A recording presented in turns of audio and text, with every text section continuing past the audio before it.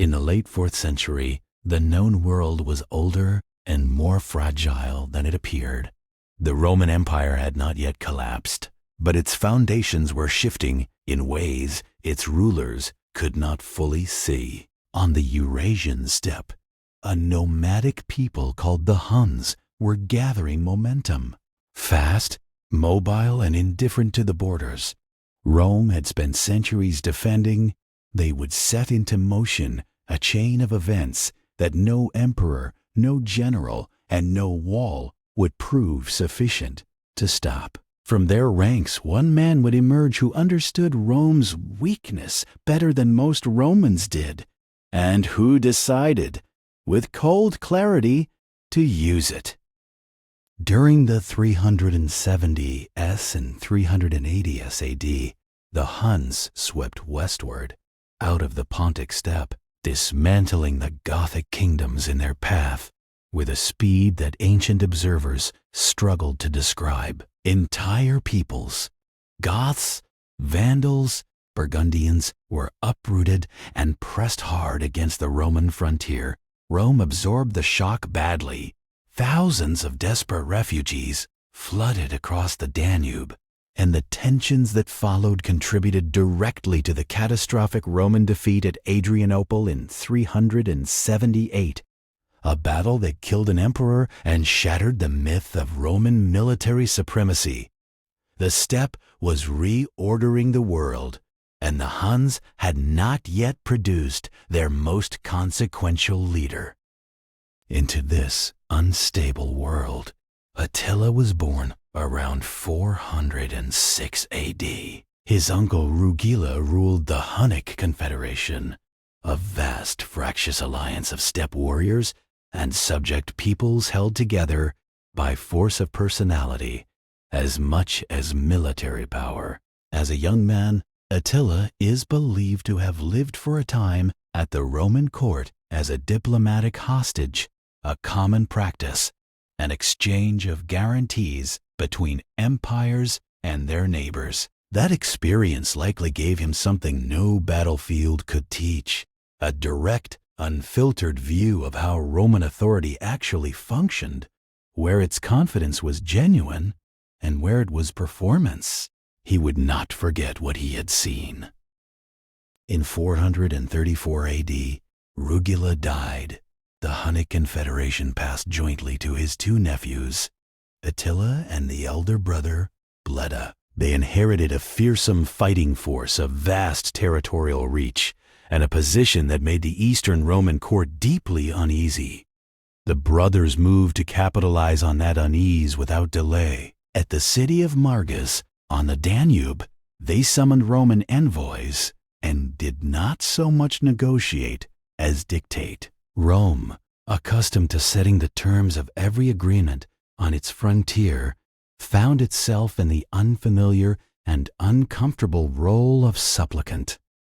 The Treaty of Margus, concluded in 435 AD, required Rome to double its annual tribute payment to the Huns, from 350 to 700 pounds of gold. Rome also agreed not to shelter Hunnic defectors. It was, by any measure, a significant concession extracted without a single pitched battle. For Attila, this was not simply a financial gain. It was confirmation of something he had long suspected, that Rome would pay rather than bleed. That threshold, the point at which payment became easier than resistance, was not a fixed line. It could be moved, and Attila was already calculating how far. Through the late 430s S, the two brothers turned their attention inward, absorbing Germanic chieftains, Ostrogothic warriors, and Iranian steppe peoples into an increasingly unified military force.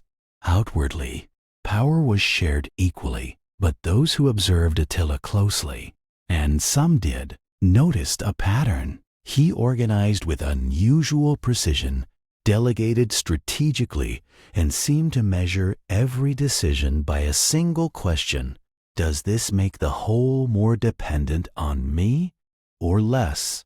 His brother Bleda was not a weak man, but two men rarely hold equal power for long, when one of them is quietly ensuring that all roads lead through him alone. In 400 and 400 and 400 and 400 and 401 AD, the brothers launched their first major assault on the Eastern Roman Empire. The timing was not accidental. Roman military attention was split. A Vandal fleet was threatening North Africa, and significant forces had been diverted west to meet it. The frontier on the Danube was thinly held. The Huns crossed it and drove deep into Roman territory with the methodical confidence of men who had already assessed what they would find. The cities of Viminacium, Naissus, birthplace of the Emperor Constantine, and Serdica were besieged and sacked in succession. Roman field armies that moved to intercept them were defeated in the open. The destruction these campaigns left behind was not merely military, it settled into the landscape for years. When Roman diplomats passed through Naissus several years after its sacking, they reported that the fields outside the city walls were still covered with the bones of the dead. The city that had produced one of Rome's greatest emperors had been reduced to a place of bones and silence. The Eastern Empire purchased a pause in the fighting by agreeing to pay tribute, but that pause carried its own lesson. Each payment Rome made was not an end to the crisis. It was a tuition fee, and Attila was a methodical student. Around 445 AD, Bleda died. Ancient sources suggest Attila had him killed, though the evidence is circumstantial, and the exact circumstances remain unknown. What is not in doubt is that the death was convenient, and that Attila responded to it with the composure of a man who had already thought carefully about what came next. He assumed sole command of the Hunnic Confederation without meaningful resistance. No co-ruler remained to question his decisions, moderate his ambitions, or claim equal credit for his successes. For more than a decade, Attila had been the stronger half of a partnership neither man had chosen.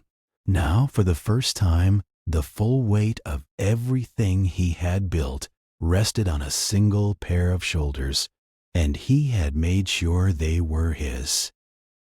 In 447 AD, Attila returned to the Eastern Empire, this time with a force larger than any he had previously commanded, and a purpose that went beyond tribute extraction.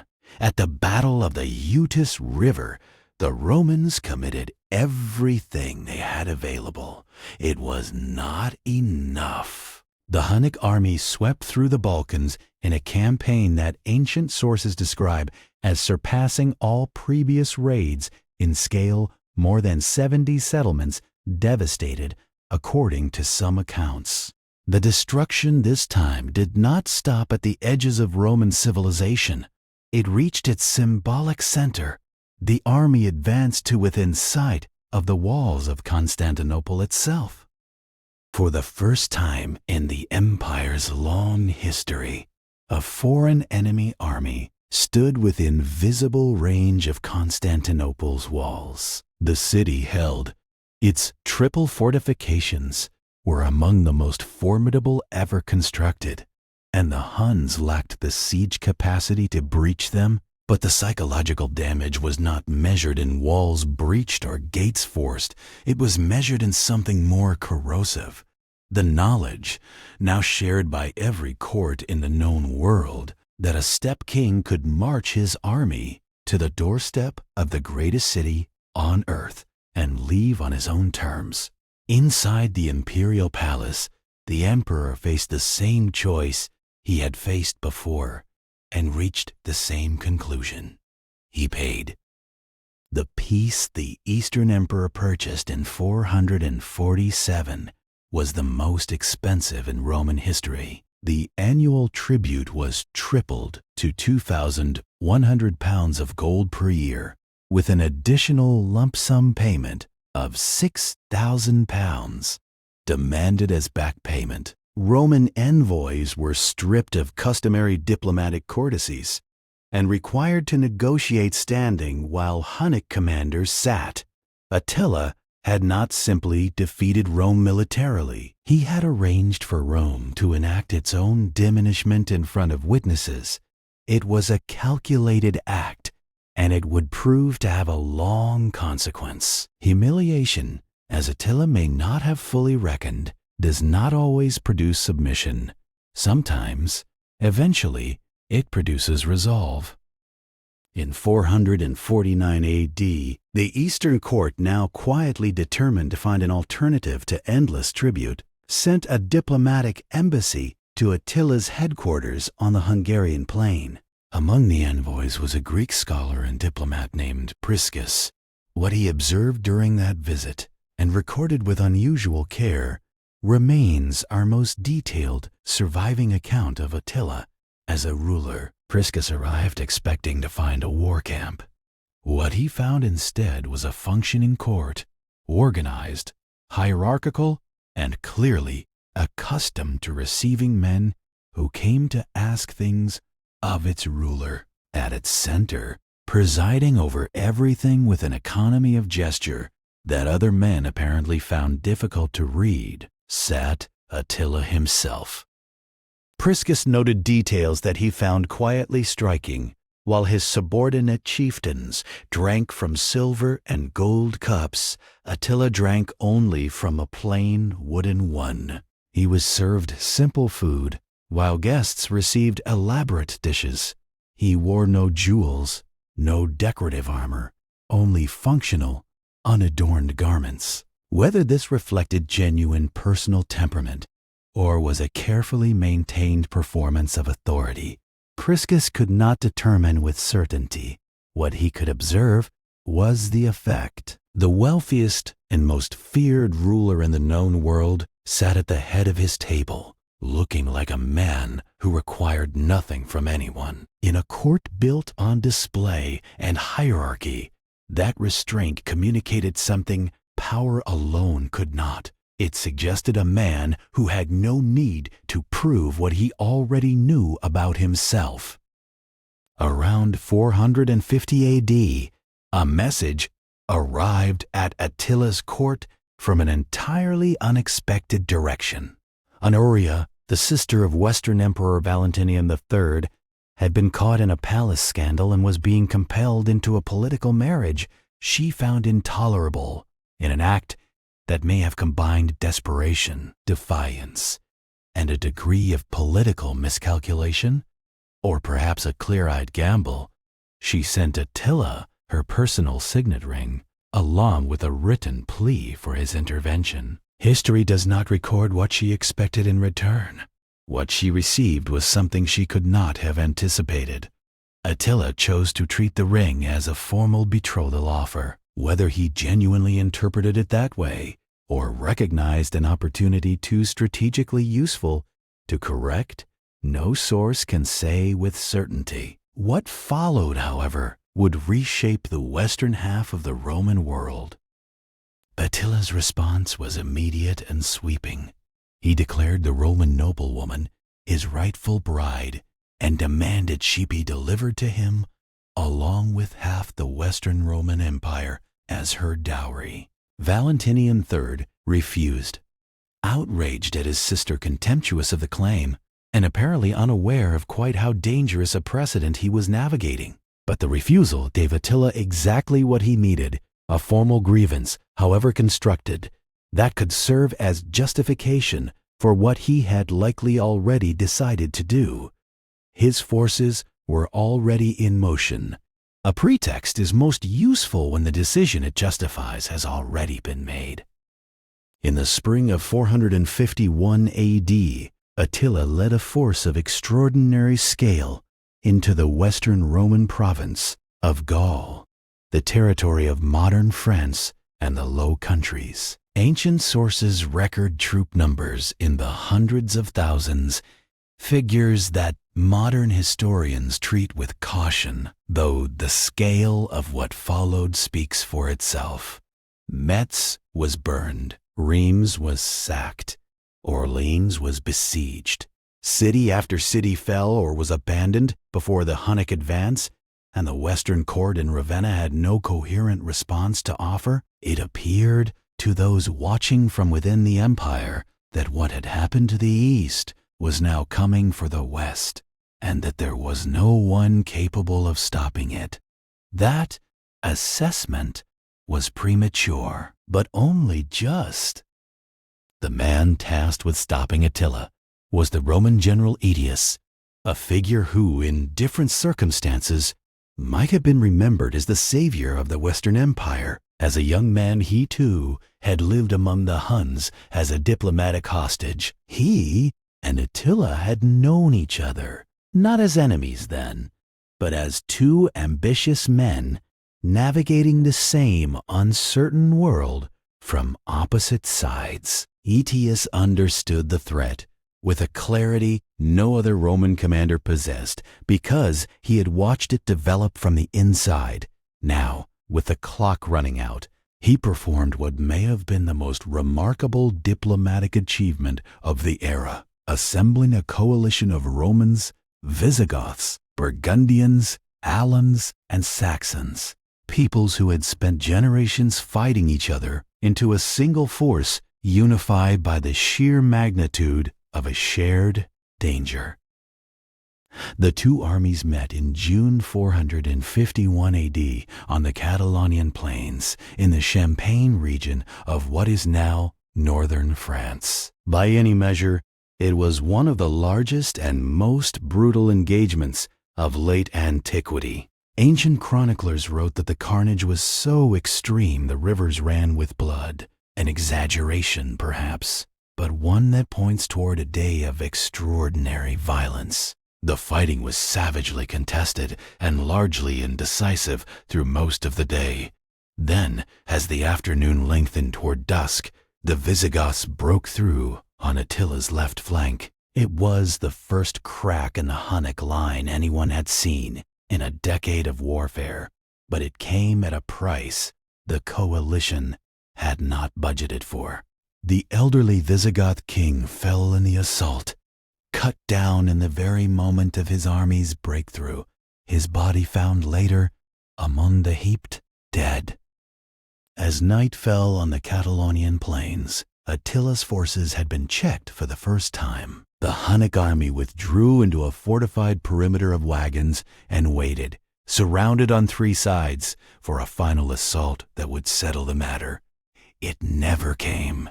Aetius, in one of the most analyzed decisions in late Roman military history, chose not to press the annihilating blow. He allowed the Huns to withdraw unmolested. Historians have debated this ever since. Some argue it was cold political calculation. A destroyed Attila would leave the now powerful Visigoths without a counterweight. Others suggest exhaustion, uncertainty, or simply the impracticality of a night assault. Whatever moved him, Aetius let the moment pass. The man who had defined an era rode away intact. He had not been broken, but for the first time in living memory, he had been stopped, and he knew it. 1 year later, in 452 AD, Attila returned, this time bypassing Gaul entirely and striking directly into Italy across the Alpine passes. The move surprised no one who understood his thinking. A man who had been denied a clear victory in Gaul would not accept that as a conclusion. He would find another opening. The first major obstacle was Aquileia, one of the great cities of the northern Italian plain, a critical gateway to the peninsula, and a city that chose to defend itself rather than surrender. The siege was hard. When Aquileia finally fell, the destruction Attila visited upon it was total. The site was so thoroughly obliterated that it was eventually reclaimed by marshland and never rebuilt as a functioning city.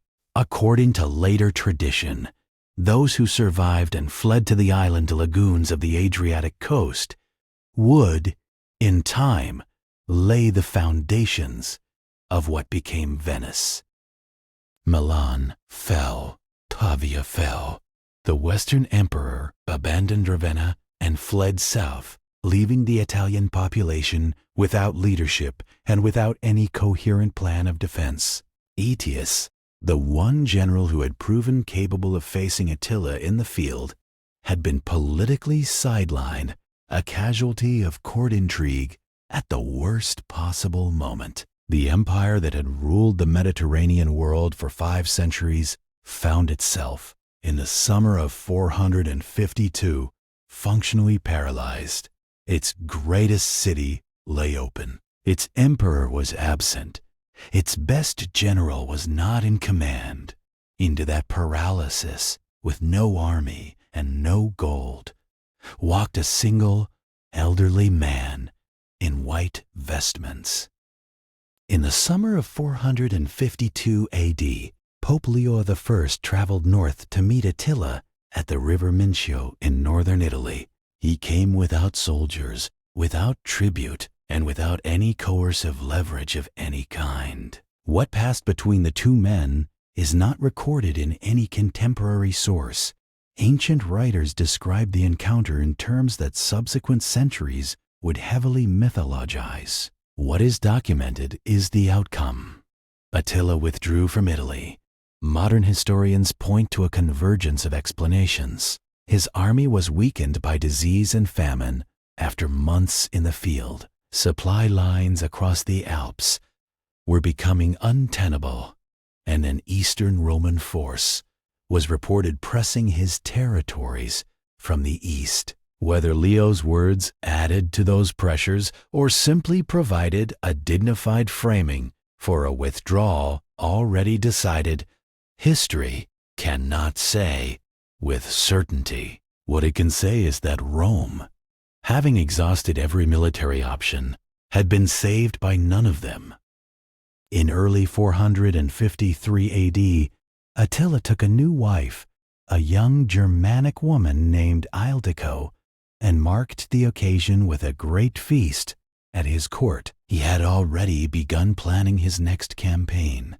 There was, apparently, no version of events in which Attila considered stopping. His attendants left him that night at the height of celebration. When they came to his chamber the following morning and received no answer, they forced the door. They found him lying dead on his bed, his new wife sitting rigid with shock beside him. He had suffered a severe internal hemorrhage during the night, likely a burst blood vessel, possibly aggravated by heavy drinking, and had suffocated on his own blood while unconscious. No enemy had reached him. No battle had claimed him. The man who had shaken 2 empires, who had outmaneuvered emperors and outlasted generals, had been ended not by any force he had ever faced, but by his own body on the morning after a feast, while the world was still expecting him to rise. The succession crisis that followed was immediate and for the Hunnic Empire, fatal. Attila's sons, Elik, Dengisich, and Ernak, began quarreling over the inheritance within weeks. The subject peoples who had served the Confederation under compulsion recognized the moment for what it was. In 454 AD, at the Battle of Nidau in Pannonia, a coalition of Germanic tribes, Gepids, Ostrogoths, and others, rose in open revolt and shattered the Hunnic army. Elik, the eldest son, was killed in the fighting. The confederation that had held 2 empires in sustained fear for the better part of 2 decades collapsed in under a year. It was a dissolution as rapid and total as anything Attila himself had inflicted on others, and it made a stark, uncomfortable point. The empire had not been built on institutions or systems. It had been built on one man. When that man was gone, so was everything he had made. 23 years after Attila's death, in 476 AD, the last Western Roman emperor was deposed by a Germanic chieftain. It was an end that Attila had not caused alone.